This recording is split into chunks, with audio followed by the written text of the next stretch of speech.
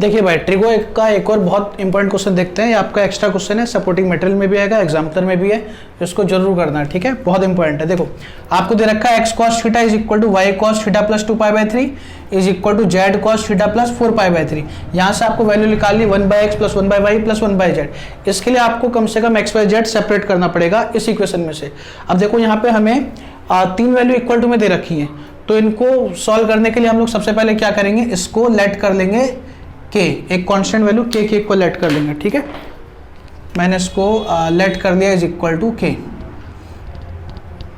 इतने पार्ट को मैंने के लेट कर लिया। तो यहाँ से x कितना आएगा हमारा, के अपॉन में कॉस थीटा, और y आ जाएगा के अपॉन में cos theta plus 2/3, and z आ जाएगा हमारे पास के अपॉन में कॉस थीटा प्लस का 4π/3, ठीक है। इस वक्त हम इसमें फॉर्मूला डायरेक्ट तो लगा नहीं सकते कोई भी, 1 अपॉन में कॉस को सेक लिखने का भी कोई फायदा नहीं है। तो हम देखो इसको देखो, जो हमें फाइंड करना है, क्या फाइंड करना है, 1/x प्लस 1/y प्लस 1/z, इसका रेसिप्रोकल करेंगे तो क्या आ जाएगा, कॉस थीटा अपॉन में k प्लस का कॉस थीटा प्लस का 2π/3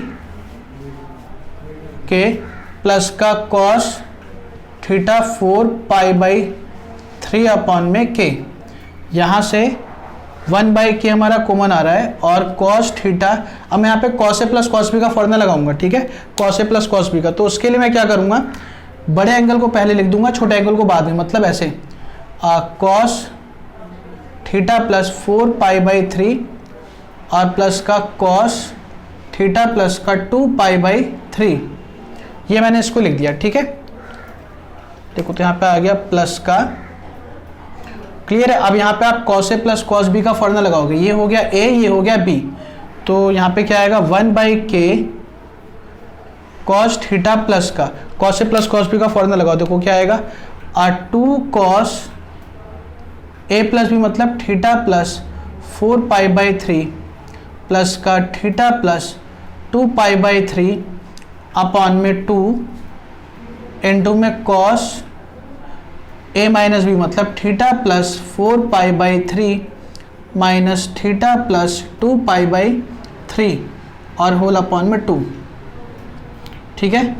ये हमारे पास देखो मैंने इसमें फॉर्मूला लगा दिया, क्लियर है, ये आपका ब्रैकेट क्लोज। अब देखो इसके बाद ये हो गया 1/k cos थीटा प्लस का 2 cos थीटा और थीटा 2 थीटा 4π/3 2π/3 6π/3 मतलब 2π। ये पूरा ऊपर वाला सॉल्व करके क्या आ गया, 2 थीटा प्लस का 2π आ गया, उसको 2 से डिवाइड करोगे तो क्या आएगा, पाई प्लस थीटा, माइनस करोगे थीटा से थीटा कैंसिल आउट, 4 माइनस का 2 कितना हो गया, 2, 2/2 कितना हो गया, cos π/3, ठीक है। अब cos π/3 देखो क्या होता है, 1/k cos थीटा प्लस का 2, cos पाई प्लस थीटा होता है माइनस का cos थीटा, क्योंकि पाई प्लस थीटा लाई करता है सेकंड में, सेकंड में cos होता है नेगेटिव, और cos π/3 मतलब cos 60 इज 1/2, इससे कैंसिल आउट हो गया, ये इक्वल टू आ गया 1/k cos थीटा माइनस का cos थीटा, ये कैंसिल आउट, ये इक्वल टू क्या आ गया, 0 आ गया, ठीक है। तो 1/x प्लस 1/y प्लस 1/z की वैल्यू क्या आ गई, इक्वल टू 0। पेपर में इसकी जगह पे ये भी पूछता है, वो बोलेगा कि निकालो xy plus yz plus zx। तो आप यहाँ तक करने के बाद यहाँ पे आपका क्या आ गया, 1/x प्लस 1/y प्लस 1/z इज इक्वल टू 0। इसका एलसीएम लोगे तो क्या आएगा, xy